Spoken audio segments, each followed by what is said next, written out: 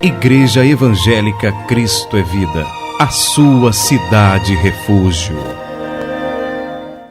Vamos abrir as nossas Bíblias, meus irmãos, lá no livro de Marcos, capítulo 1, versículo 14 e 15, e o tema da nossa mensagem é: arrependei-vos e crede no Evangelho.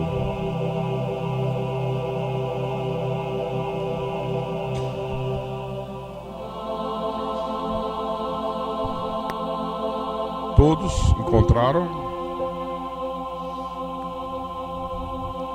Então eu vou ler o texto bíblico que registra o que Jesus disse.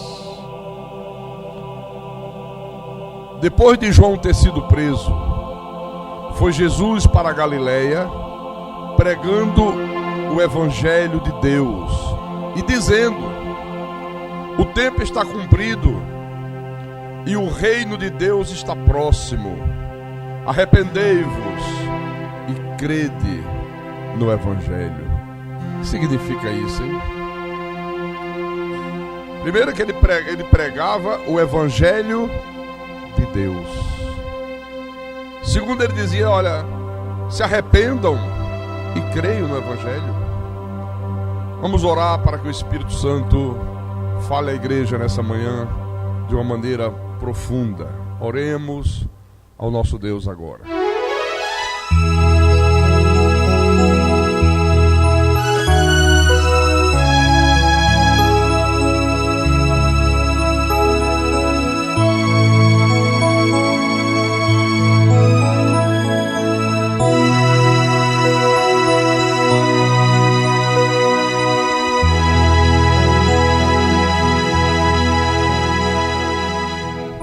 Senhor Jesus Cristo, nosso Deus e nosso Pai, nós somos um povo privilegiado, meu Senhor, porque poucas pessoas no mundo têm o privilégio de ouvir o que nós temos ouvido aqui nesse santuário. Aqui nós temos ouvido a Tua palavra pregada com verdade, sem misturas, pura.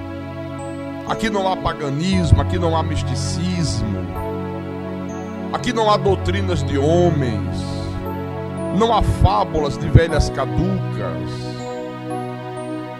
Aqui há a Tua palavra pura, como alimento da nossa alma, como lâmpada para os nossos pés, como luz para os nossos caminhos, como a verdade que nos liberta de todas as amarras desta vida.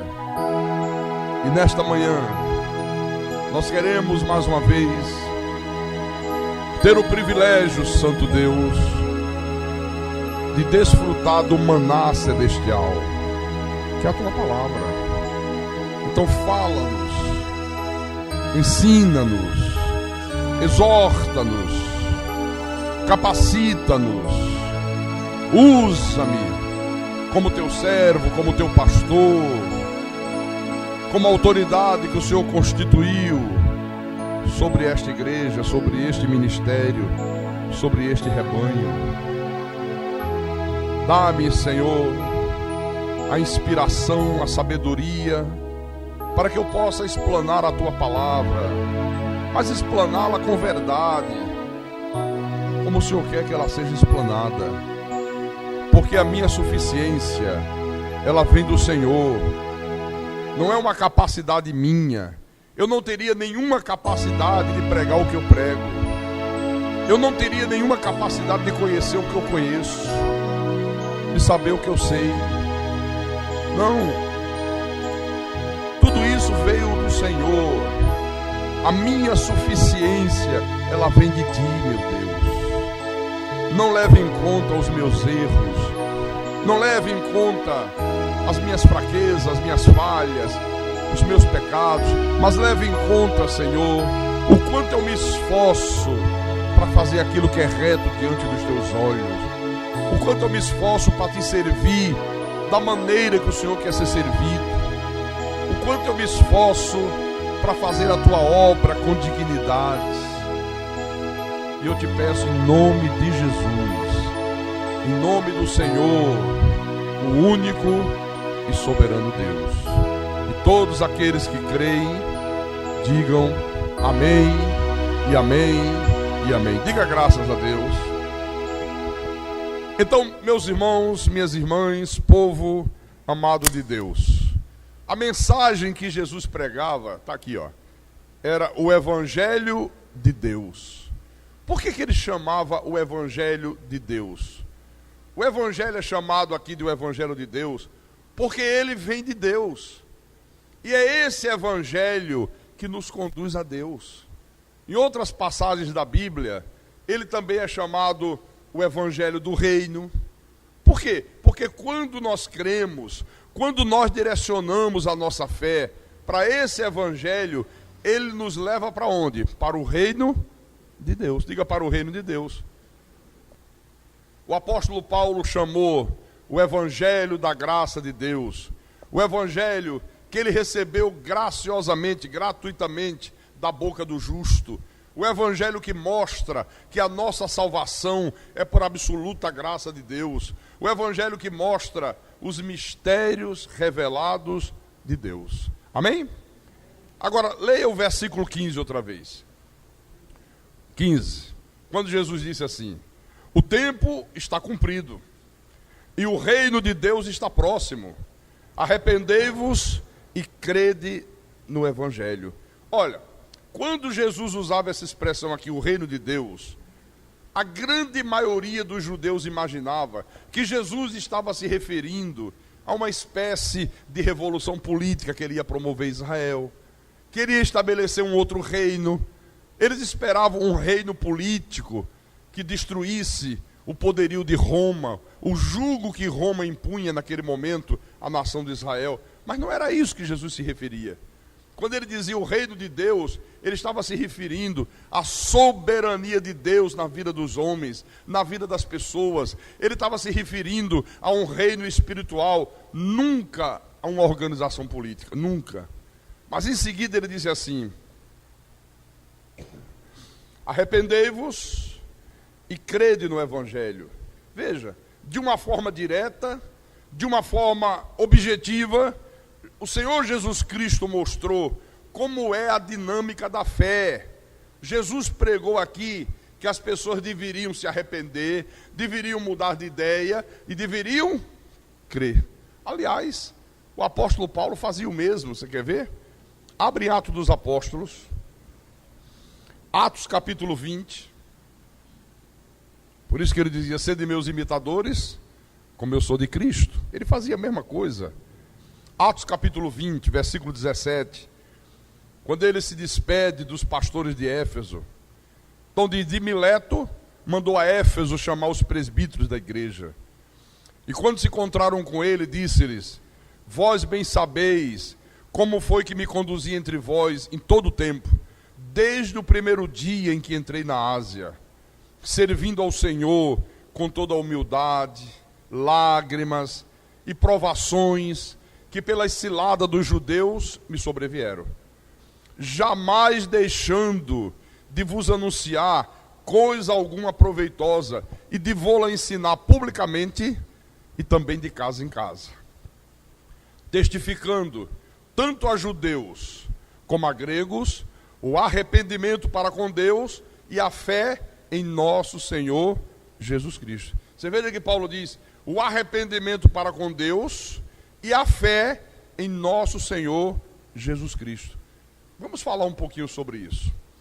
Olha, meus irmãos, o verdadeiro arrependimento, ele vem acompanhado de uma fé. Mas uma fé em quê? Uma fé nas promessas, uma fé na obediência à palavra. Ele vem acompanhado de uma obediência. A pessoa que se arrepende, ela passa a ser obediente a Deus. Esse arrependimento verdadeiro vem acompanhado de uma mudança plena de atitude. Há uma mudança total na vida daquela pessoa que se arrependeu. Por quê? Arrependimento sem fé, arrependimento sem mudanças, arrependimento sem obediência, não é arrependimento, é remorso. É diferente. Que foi o que Judas sentiu. Você lembra quando Judas traiu Jesus, o vendeu por 30 moedas? Está aqui, ó, Mateus 27. Judas não se arrependeu, Judas teve remorso. É diferente. Mateus capítulo 27, versículo 3 em diante. Às vezes você vê na televisão, mostra o bandido sanguinário que matou, que estrupou, que fez, que aconteceu. Aí o cara diz, eu estou arrependido, até deixa cair umas lágrimas de crocodilo, né? Mas se solta ele daqui uma semana, ele faz de novo. Né? Então vamos lá, versículo 3. Então Judas, o que o traiu, vendo que Jesus fora condenado, tocado de remorso, olha lá, devolveu as 30 moedas de prata aos principais sacerdotes e aos anciãos, dizendo, pequei, traindo sangue inocente. Eles, porém, responderam, que nos importa? Isso é contigo, isso é problema teu.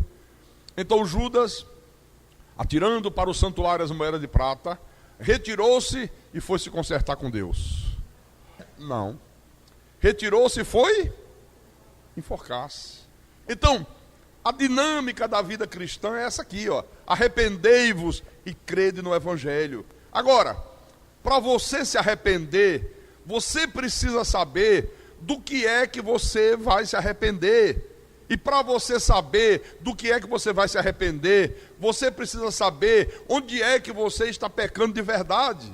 Onde é que você verdadeiramente está praticando o pecado. E para você saber onde é que você está pecando de verdade, você precisa saber quem você é. Olha como isso aqui é profundo. Porque o arrependimento verdadeiro, irmãos, não é o arrependimento de ter transgredido um mandamento explícito de Deus. Por exemplo, não matarás, não adulterarás, não dirás falso testemunho. Não é o arrependimento por você ter mentido, quando a Bíblia diz para não mentir. Não é o arrependimento para você ter matado, quando a Bíblia diz para não matar. Não é isso. Porque o mandamento de Deus, na verdade, é a última fronteira, é o limite. Então, a questão com Deus não é porque você matou. A questão com Deus é como que você conseguiu chegar nesse ponto.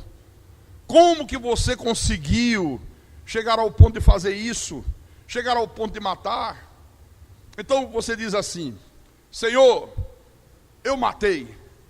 Aí Deus diz, vem cá, como é que você conseguiu chegar a isso? Como é que você conseguiu matar alguém? Como é que você conseguiu transpor essa fronteira do mandamento não matarás? A questão não é se você mentiu, mas por que você mentiu. A questão para Deus não é se você cobiçou, mas o que é que levou você a cobiçar.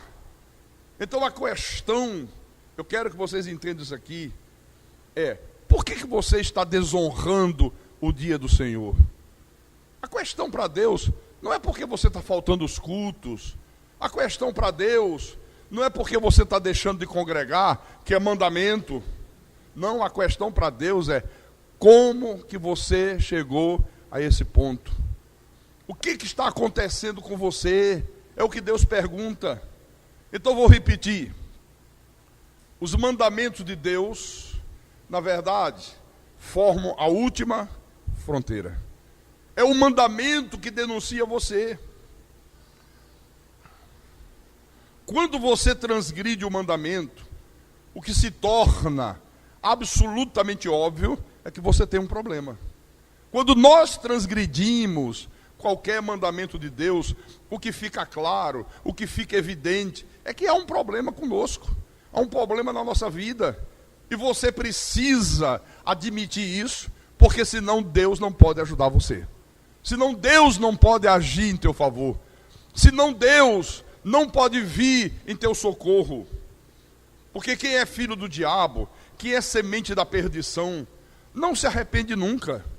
O máximo que ele pode sentir é remorso. A pessoa que é filho do diabo, mesmo que ele sofra, mesmo que ele padeça por causa da sua maneira errada de viver, mas ele não se arrepende. A Bíblia mostra isso, quer ver? Abre aí Apocalipse, por favor. Apocalipse 9. Capítulo 9.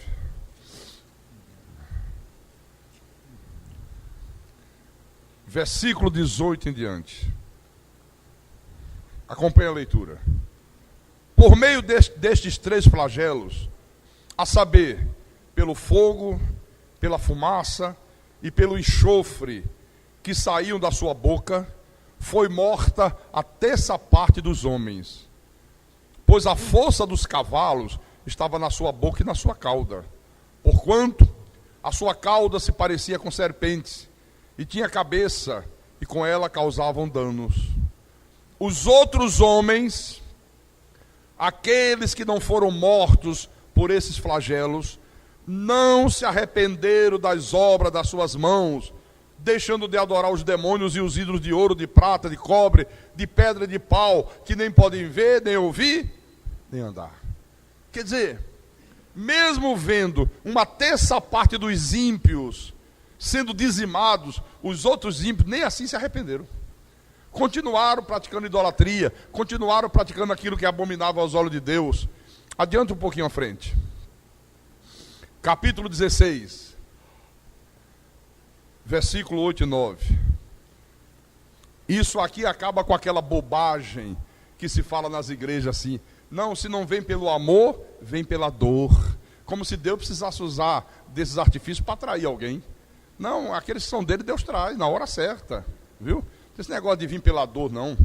Então, Apocalipse 16, versículo 8 e 9, né? O quarto anjo derramou a sua taça sobre o sol, e foi-lhe dado queimar os homens com fogo.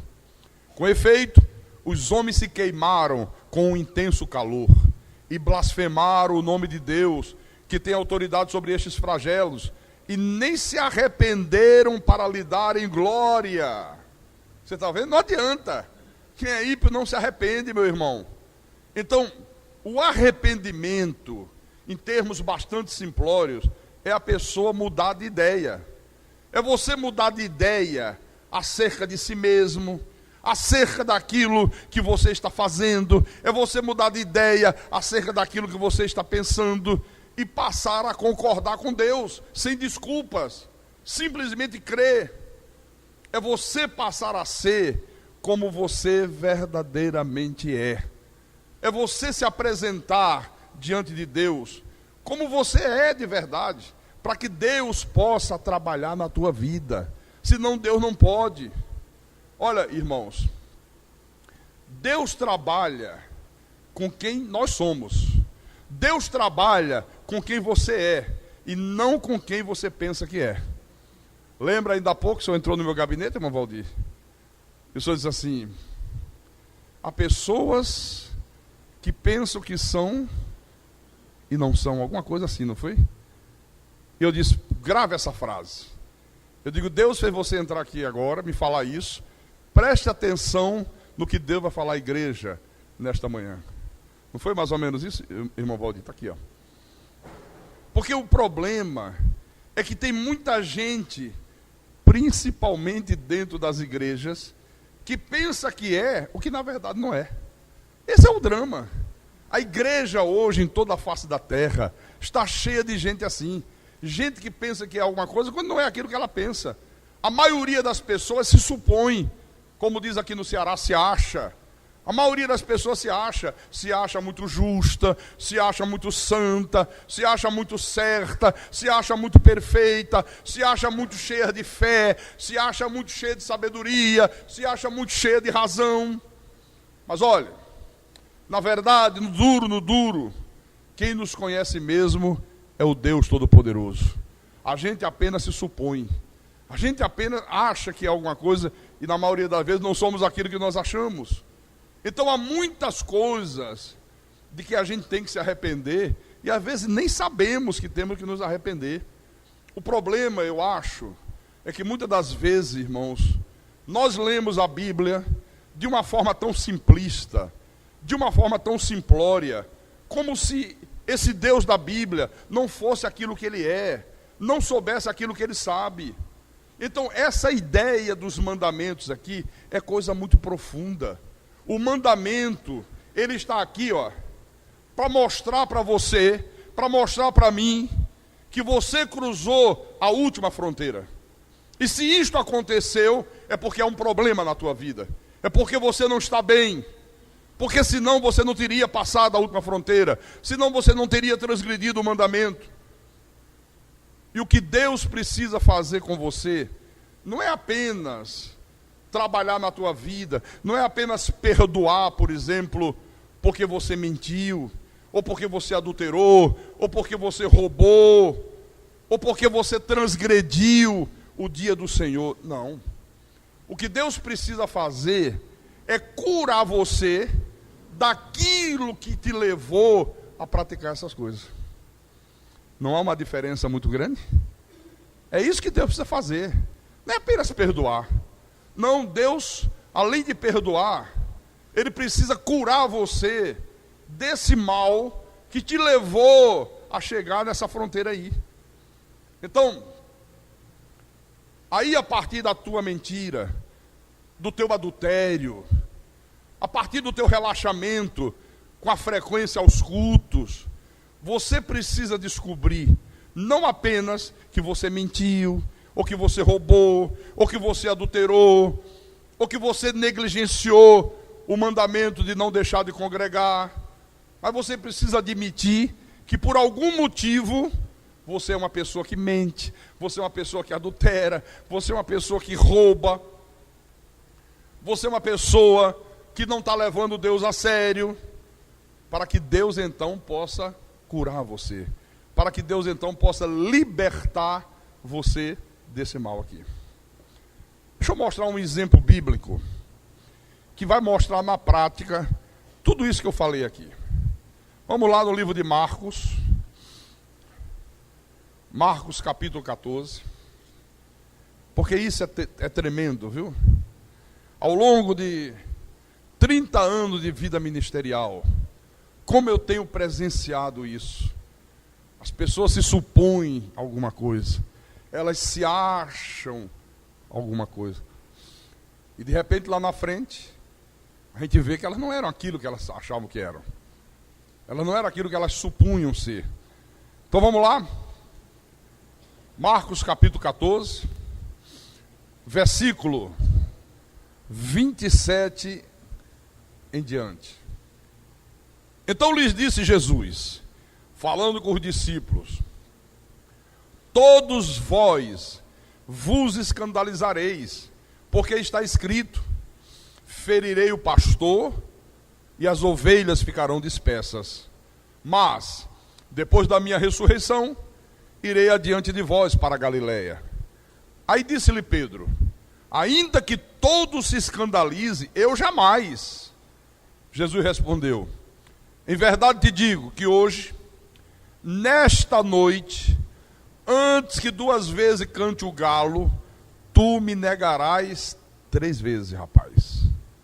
Mas ele insistia com mais veemência: ainda que me seja necessário morrer contigo, de modo nenhum te negarei. Olha que coisa aqui. Então veja,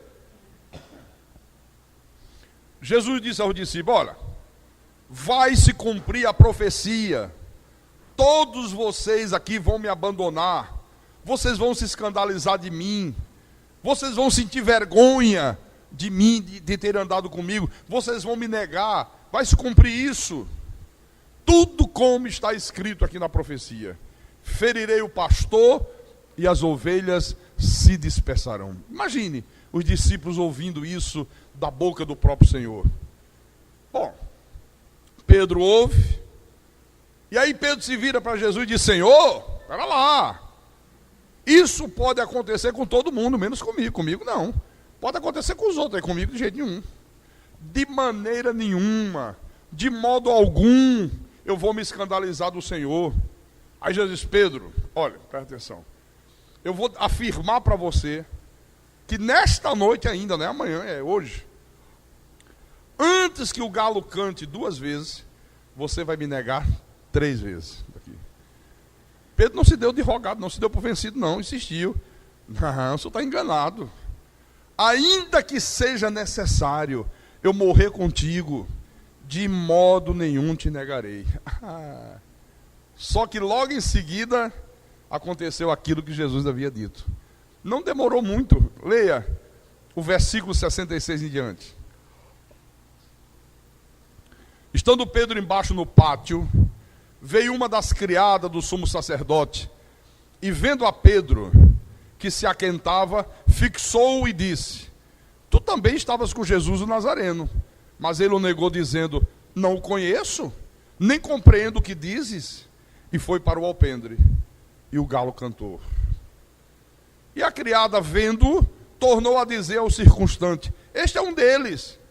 Mas ele outra vez o negou. E pouco depois, os que ali estavam disseram a Pedro: verdadeiramente és um deles, porque também tu és galileu. Ele, porém, começou a praguejar e a jurar: não conheço esse homem de quem vocês falam. Eu juro que eu não conheço. Eu juro que eu nunca estive com ele. E logo cantou o galo pela 2ª vez.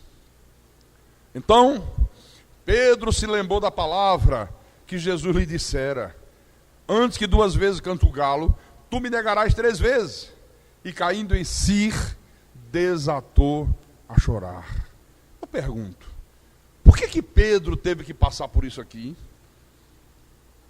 Andava com Jesus, dia e noite com o Senhor, era um servo do Senhor Jesus. Por que teve que passar por isso? Por que Pedro não pediu ajuda a Jesus quando Jesus disse: olha, você vai me negar 3 vezes hoje? Ele poderia ter dito assim: Senhor, por favor, me ajude. Eu não quero negar o Senhor. Eu não quero sentir vergonha de ti. Eu não quero te abandonar, eu não quero fugir. Me ajude, me dê força. Não permita que eu pratique uma coisa dessa. Por que ele não fez isso? Por que ele não agiu dessa forma? Sabe por quê? Em primeiro lugar, porque Pedro não conhecia a si mesmo. Ele realmente acreditava que ele era aquele homem que ele estava descrevendo, forte, sabe, corajoso. Ele se via como um homem que jamais abandonaria Jesus. Ele se via como alguém que jamais iria negar o seu relacionamento com Deus. Era assim que ele se via. Ele se via como alguém absolutamente fiel, como uma pessoa pronta a fazer qualquer sacrifício em nome desta fidelidade. Só que ele não era assim. Só que ele não era nada disso aqui. Então o problema todo é que Pedro precisava saber quem ele era, para que Deus verdadeiramente pudesse agir na vida dele e transformá-lo naquilo que Deus queria que ele fosse. Então Pedro passou pelo que passou, meus irmãos. E nós todos, muitas das vezes, também passamos pelo que passamos, porque nem sempre nós somos aquilo que pensamos que somos. Nem sempre nós somos aquilo que dizemos ser. Esse é que é o problema. Aí Deus permite. Deus permite, grave bem isso, que nós passemos por algumas situações para que nós possamos nos conhecer de verdade. Para que você possa conhecer a você mesmo. Para que eu possa conhecer a mim mesmo. Para que nós possamos conhecermos a nós mesmos. E aí vamos ter do que se arrepender. Por isso, nesse episódio aqui, Pedro teve que passar pelo que passou, para que ele pudesse se arrepender e para que ele pudesse ser um homem transformado. Se ele não passa por isso aqui, ele ia continuar se achando. Ele ia continuar se achando o rei da cocada preta, o fortão, o santarrão, o que tinha mais fé, o que não negava, o que não pecava, o que não transgredia. Você quer ver uma coisa? Quantas pessoas que chegam na igreja, aliás, aqueles que são de Deus, todos que chegam na igreja e ouvem a mensagem da graça, ficam maravilhados. A partir dali, não faltam mais os cultos, pessoa está quarta-feira à noite na igreja, está domingo de manhã, está domingo à noite.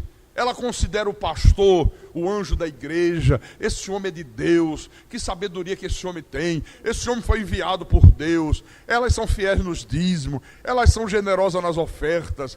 Elas concordam com tudo que Deus fala através do seu anjo. Só que, você já percebeu, passado algum tempo, alguns mudam. Já notou isso? Que há um determinado número de pessoas que mudam, aí começa a faltar cultos, começa a criticar o pastor, às vezes não dão dízimos, às vezes se omitem na hora de socorrer a igreja, não são generosos nas ofertas, não concordam com isso, não concordam com aquilo. Quer dizer que alguma coisa aconteceu para aquela pessoa se mostrar como ela realmente é, e não como ela dizia ser. Não, agora que eu conheço a verdade está em primeiro ponto. Agora sim, agora não falta mais culto. Agora eu guardo o dia do Senhor. É verdade, pastor. Domingo é o dia do Senhor. Olha, pode chover canivete, quarta-feira à noite eu estou na igreja. Deus em primeiro lugar. Deus agora é a prioridade número 1 da minha vida. Aí Deus diz, quer dizer que você é tudo isso que você está dizendo? Sou. Aí Deus permite acontecer alguma coisa para que ela mude e para que ela se veja como ela realmente é e não como ela dizia ser. Vocês estão entendendo isso aqui? E se essa pessoa for de Deus, ela reconhece o seu erro e Deus trabalha na vida dela e faz com que ela seja aquilo que Deus quer que ela seja. Amém? Às vezes a pessoa dizia assim: nunca mais na minha vida eu vou ouvir mensagens da lei. Nunca mais eu vou ouvir um evangelho pervertido.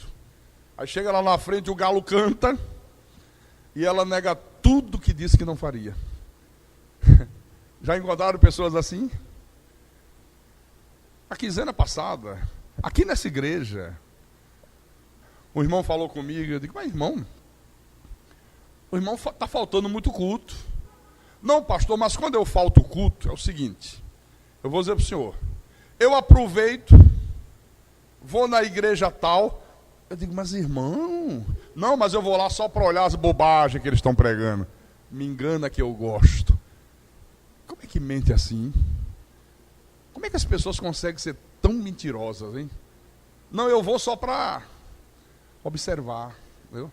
Então você está mais observando do que ouvindo. Vou dar para você o diploma. Doutorado em observador. Nós tínhamos uma irmã, há muitos anos atrás, lá na igreja de Recife. E parecia ser uma pessoa fidelíssima a Deus, sabe? Não faltava cultos. Quarta-feira estava na igreja, domingo de manhã, domingo à noite voltava. Uma coisa maravilhosa. Aí um dia ela veio falar comigo, pastor, olha, o senhor sabe, né, que eu estava desempregada, mas agora apareceu uma proposta de emprego e eu vou ter que trabalhar lá em Caruaru. Caruaru é uma cidade do interior, fica mais ou menos 100 e poucos quilômetros de Recife, 110, 120 quilômetros. Ele disse, você vai trabalhar de quê? Eu vou trabalhar numa churrascaria que tem show ao vivo. Eu digo, mas escuta só, você acha que Deus ia te dar um emprego para te levar para o interior distante, para você não poder mais vir aos... Não, mas aos domingos, sempre que der eu venho. Eu sabia que não vinha. Eu tinha certeza que não vinha. Não demorou muito tempo, a gente só sabe as notícias, né? Olha, encontrei com ela lá, ela agora está frequentando a quadrangular, está fazendo corrente, está ungindo a cabeça com óleo. Quer dizer, o galo cantou, negou Jesus. Eu tenho autoridade para pregar sobre isso aqui, porque eu também já passei por situações na minha vida que Deus permitiu para que eu pudesse ver que eu não era aquele super-homem que eu imaginava ser. No passado eu imaginava que eu era um super-homem. Eu imaginava que eu era o rei da cocada preta. Eu imaginava que eu era tudo, meu irmão. Na época da seita universal, pouco antes de eu decidir sair da seita, o chefe da seita chegou para mim e disse assim: eu quero que você seja candidato a deputado aí no Ceará. Você vai ser eleito, é garantido a eleição, aí nós temos muita gente, e você vai ser o líder da bancada lá em Brasília, que você é muito corajoso, você é muito marrento. Mas eu já estava decidido de sair. Mas eu estava com receio de sair, eu ficava pensando, o que é que eu vou fazer, como é que vai ser, eu tenho mulher, eu tenho 4 filhos, eu tenho o papagaio, o cachorro, a galinha, como é que eu vou me manter? Na verdade, eu tinha um pouco de medo. E quando ele faz essa proposta, eu que sempre odiei política e continuo odiando, pensei assim: puxa vida, quem sabe aí esteja a oportunidade de eu ter um sustento e durante 4 anos manter a minha família, até eu ver o que eu vou fazer na vida. Então eu posso aceitar a proposta, e quando eu me eleger, eu dou um pontapé no traseiro dele e vou embora. Mas eu fiquei pensando, mas como é que eu vou fazer isso? Como é que eu vou chegar para a igreja e dizer que eu vou ser candidato, se eu sempre falei que eu odeio isso? Mas olha, quando tem um ditado que diz assim: quando você quer fazer as coisas do diabo, o diabo manda o cavalo com espora e tudo. É assim, é. Não tem um ditadozinho desse, manda o cavalo com espora e tudo. E eu externei isso, e o líder da seita disse assim: não, fica tranquilo. Você vai chegar para o povo e vai dizer assim: eu continuo odiando política, eu continuo detestando, mas eu recebi uma ordem. E eu tenho que ser obediente ao meu líder. Eu tenho que ser como Jesus. Jesus também não queria ir para a cruz. Jesus disse: Pai, se possível, passa de mim esse cálice. Contudo, não seja feita a minha vontade, mas a tua vontade. Olha a artimanha do diabo. E eu, pimba, me apeguei a isso. Quem é daquela época lembra. E lá se fui eu. E foi o pior período da minha vida. Eu sofri as pampas. Eu passei por humilhações que eu nunca imaginei na minha vida passar. Mas foi naquele momento ali que eu descobri que eu também sinto temores, que eu sou frágil. Foi naquela situação que eu descobri que eu precisava baixar minha bolinha, que eu estava me achando muita coisa, eu não era nada. Eu precisava reconhecer que eu precisava da ajuda de Deus, que sem Deus eu não era nada. Irmãos, o tempo todo nós precisamos da ajuda de Deus. Sem Deus nós não somos nada. Sem Deus nós não vamos a lugar nenhum. Sem Deus nós não fazemos nada. Eu precisei passar por aquilo para que eu pudesse me humilhar diante de Deus. Hoje eu sei, em qualquer circunstância eu digo: Senhor, me ajuda. Eu não tenho estrutura para suportar isso aí. Por favor, me ajude, senão vai ser um desastre. Senão vai ser uma tragédia. Me ajude, me ajude, me ajude, me ajude. Sabe o que é que Jesus falou? Olha só. João capítulo 15. João capítulo 15. Versículo 5. Eu sou a videira, vós os ramos. Quem permanece em mim e eu nele, esse dá muito fruto, porque sem mim nada podeis fazer. Aleluia. O que significa permanecer em Cristo, hein? Você sabe? Está aqui, ó. Significa, irmãos, manter a comunhão com Deus. Como? Através da fidelidade à palavra, através de uma vida de santidade, uma vida de agiasmo. O que é agiasmo? A palavra grega agiasmo, santificação. Viver afastado do que é profano. O que é agiasmo mais? Esqueceram?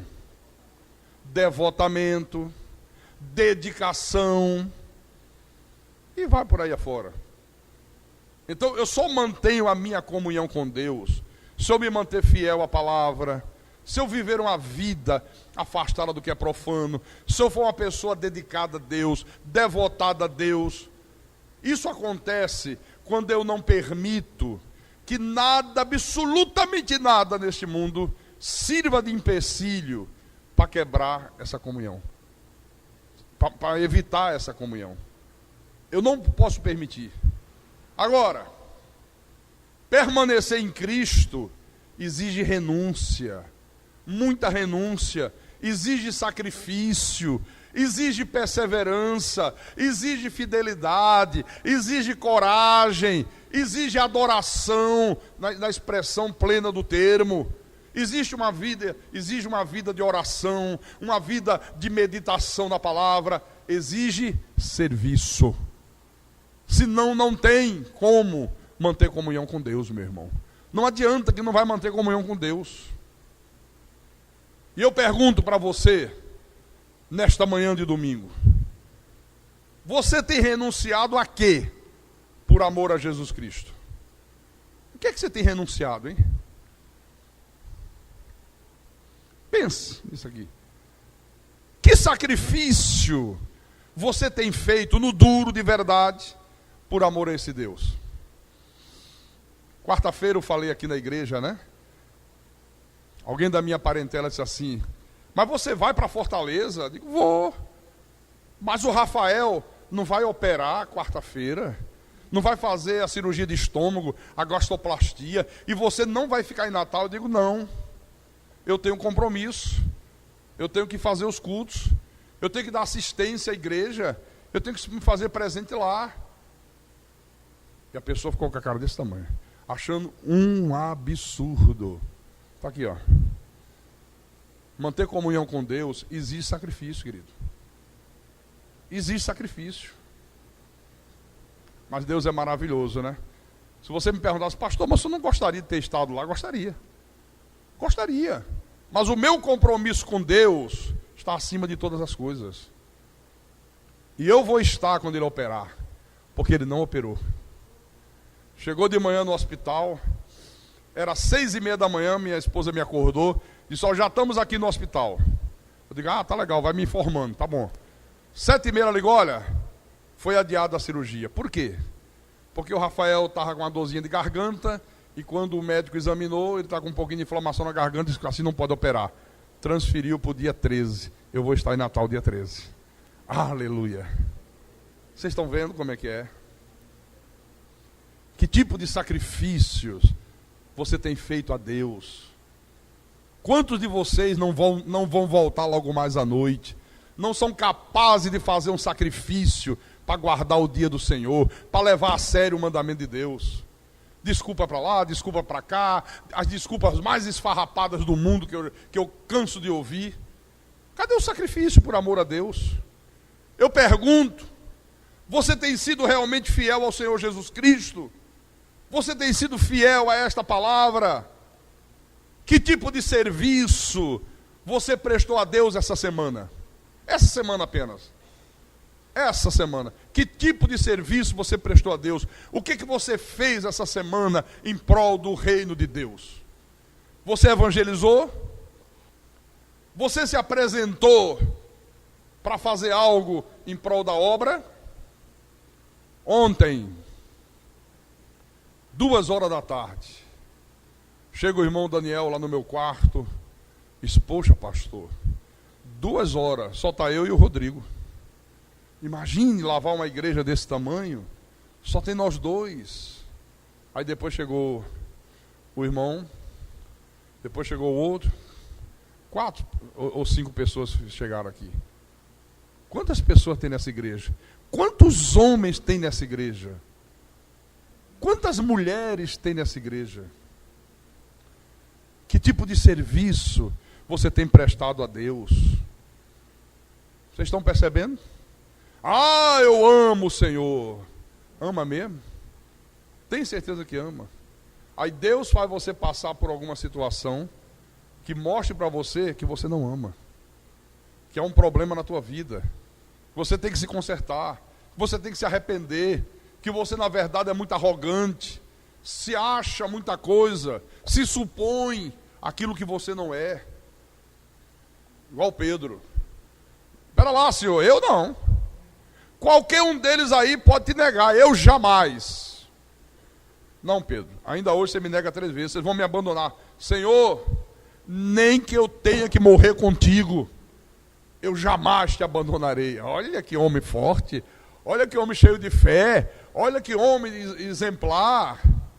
Está bom, deixa lá que você vai ver quem você é. Você está pensando que você é tudo isso, né? Você está se achando, você está se supondo o super-herói da fé. Deixa lá que você vai ver o que vai acontecer. Não demorou muitas horas, Pedro negou Jesus 3 vezes. E aí caiu na real, começou a chorar, se arrependeu. Reconheceu que ele não era aquilo que ele imaginava que era. E aí Deus trabalha na vida de Pedro, e aí Pedro verdadeiramente se converte. Amém, irmãos? Então a dinâmica da vida cristã, qual é? Arrependei-vos e crede no Evangelho. Será, meus irmãos, que não há alguma coisa de que você precisa se arrepender? Será que não há alguma coisa de que você precisa mudar de ideia? Mudar de ideia acerca de você mesmo, mudar de ideia acerca do que você está fazendo, de como você está se comportando, de como você está pensando. E depois de se arrepender, tomar outro rumo, passar a ter outras atitudes, passar a concordar verdadeiramente com Deus. Não, se é assim que Deus está dizendo, é assim que eu tenho que ser, e ponto final. Se é assim que Deus está determinando, é assim que eu tenho que fazer, em nome do Senhor Jesus Cristo. Amém? Arrependei-vos e crede no Evangelho. Arrependimento sem mudanças não é arrependimento. Arrependimento sem fé não é arrependimento. Arrependimento sem obediência não é arrependimento, é remorso. Ah, eu estou muito arrependido, mas estou mesmo. Só naquela hora. Daqui a pouco continua do mesmo jeito que era antes. Não há mudanças, não há transformações. Amém?